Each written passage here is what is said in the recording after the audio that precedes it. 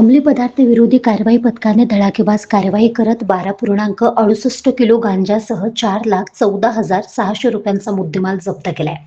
24 February रोजी अंमली पदार्थ विरोधी कारवाई पथकाला पेट्रोलिंग करीत असताना गुप्त बातमीदारामार्फत खात्रीशीर माहिती मिळाल्याने पथकाला पेट्रोलिंग दरम्यान उमरेड ते नागपूर रोडवर 30 वर्षीय आरोपी आकाश युवराज पंचभाई राहणार पिंपळगाव निपाणी तालुका पोवणी जिल्हा भंडारा हा विना क्रमांकाच्या बुलेटवर 2 बॅग घेऊन जाताना दिसला.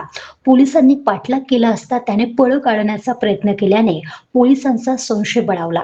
तेव्हा अंमली पदार्थ विरोधी कारवाई पथकाने पाचगाव पोलिसांच्या मदतीने आरोपीला कुही फाटा येथे ताब्यात घेतले असता त्याच्या जवळील 2 बॅगची झडती घेतली असता त्यात अंमली पदार्थ गांजा मिळून आला.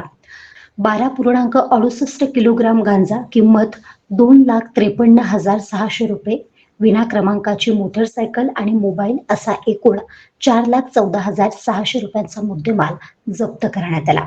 आरोपी विरुद्ध कुही पोलीस ठाणे येथे संबंधित गुन्ह्याची नोंद करण्यात आली असून एका आरोपीस अटक करण्यात आली आहे, तर गांजा पुरवठा करणाऱ्या आरोपीचा पोलीस शोध घेत आहे.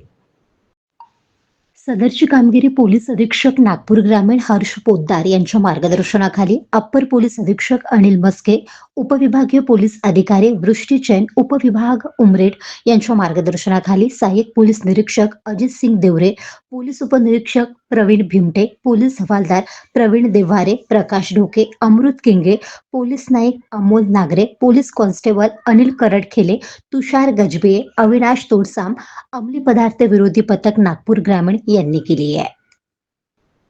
Bureau report, Mahadarpan news, Kuhi.